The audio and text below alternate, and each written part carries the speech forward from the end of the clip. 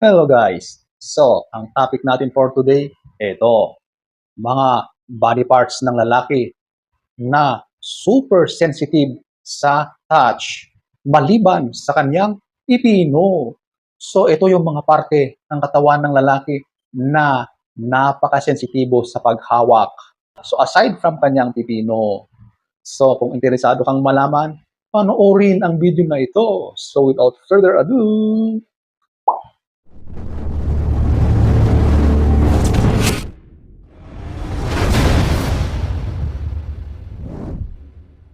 so, ating alamin yung mga pinakasensitibong parte ng katawan ng lalaki. Number one, ito, yung kanyang inner thighs. Ang inner thighs, yun yung kanyang hita dito sa bandang singit. Yung mga hita dyan ay napakasensitibo. Super mataas ang kiliti ng mga lalaki dyan. Kaya yan ang dapat mong bigyan ng pansin kapag kayo ay nasa kama. Okay? Alam nyo, ang gawin mo sa parte na yan, pwede mong umpisahan sa iyong mga kamay. Gumamit ka ng mga madudulas, oil or lotion. Laruin mo ang parte na yan. Laruin mo.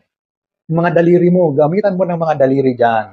Kapag dumampi ang mga kamay mo dyan, mapapansin mo sa lalaki na talagang yan ay napapaigtad sa kanyang kakaibang nararamdaman.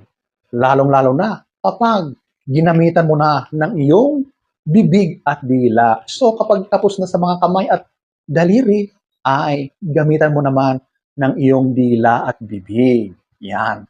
Pag dumampi ang mga labi mo dyan sa kanyang inner thighs, naku po, super maa-arouse ang kanyang pakiramdam. Makikita mo na yung kanyang pipino ay talagang kumikislot-kislot na dyan. Di ba?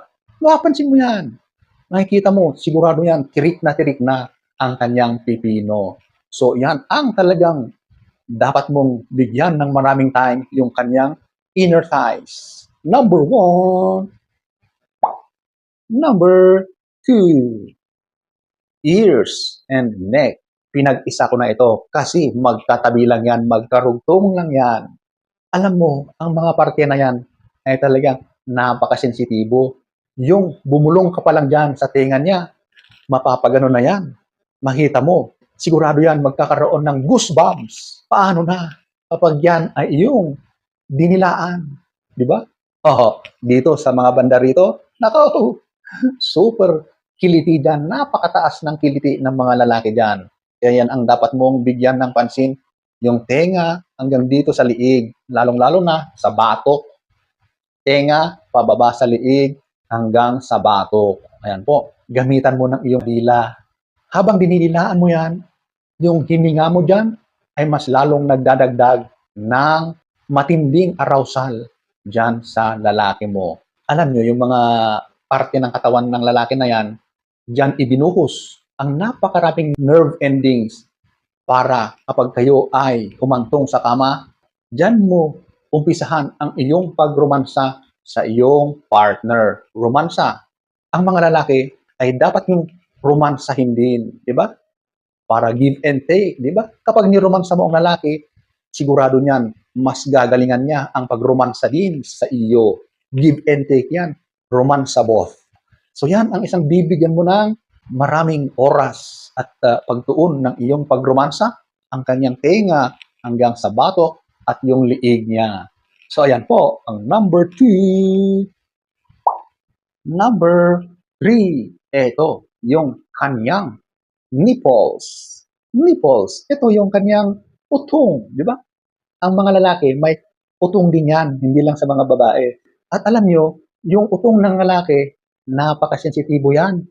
Kapag dilaan mo yan, yung talagang parang yung kinakagat-kagat mo ng dahan-dahan, huwag yung masakit, o gamitan mo yan ng kunting pagkagat-kagat. Sigurado yan mapapansin mo doon sa utong ng lalaki na yan ay naninigas. Ibig sabihin kapag naninigas yan, yan ay na-arouse. At kapag na-arouse yung lalaki, naku po, ready for action yan. Alam nyo, ang mga nipples na yan, isa yan sa mga punong-puno ng nerve endings. Lahat itong mga sinabi ko, punong-puno yan ng nerve endings. Yan ang mga romansahin mo kapag kayo ay nagtatalik ng partner mo. Kaya kung nanonood kayo ng mga videos tungkol sa mga ganito, di ba, yan ang isa sa talagang hinahalik-halikan ng mga nasa video, di ba? Kaya yan po ang dapat niyong gawin.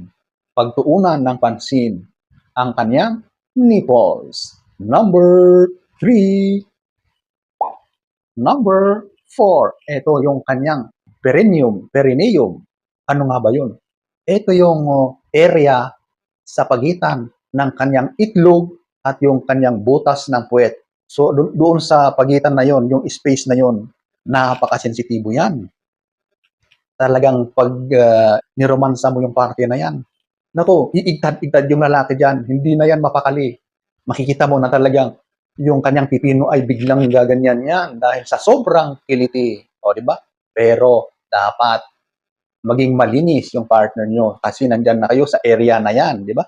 So, dapat maging considerate at talagang maglinis ng maigi yung lalaki. O, sabunin, hugasan, para maging kanais-nais na romansahin, di ba? Yung part na yan, iilan ang nakakaalam dyan. So, subukan mo yung romansahin, sigurado yan. Sabi ko sa'yo, magugustuhan at magugustuhan ng lalaki yan. Titirik ang kanyang mga mata. So, yan po ang number 4. Number 5. Eto na. Ang kanyang lips. Wow! Haha. Haha. Ito na yung paborito ng lahat. Lips to lips. Alam nyo, sa lahat yata ito na yung parang very intimate at ramdam na ramdam mo ang init, ang pagmamahal ng bawat isa kapag nagdampian na ang inyong mga labi, di ba? Yan naman talaga ang unat-unang nangyayari, mag-lips to lips. Sarap nun, di ba? Napakasarap talaga yan, lalong-lalo na kapag nagmamahalan kayong mag-partner. So, hindi na kailangang i-explain kung ano ang gagawin sa pag lips to lips, di ba? Kasi given na yan na lahat ay alam na ang dapat gawin dyan. Of course, may mga technique para mas gumaling sa pag lips to lips, pero yung simpleng kiss sa lips, simple lang, gawin mo. Magdampian yung mga labi nyo, di ba? Ganun yun. So, yan ang isa sa talagang nagbibigay ng sobrang arousal, alab, init sa parte ng lalaki. At sa lahat. Diba? Ganun yun. So, number 5 ay lips. 2,000 years later. So, ayan po ang mga parte ng katawan ng lalaki na sobrang napakasensitibo sa touch. Maliban sa kanyang pipino, o di ba? Tulad ng sinabi ko sa intro, hindi natin isinama ang pipino maliban sa pipino. So, sana ay nagustuhan nyo ang ating topic for today. Next story time. Don't forget to subscribe.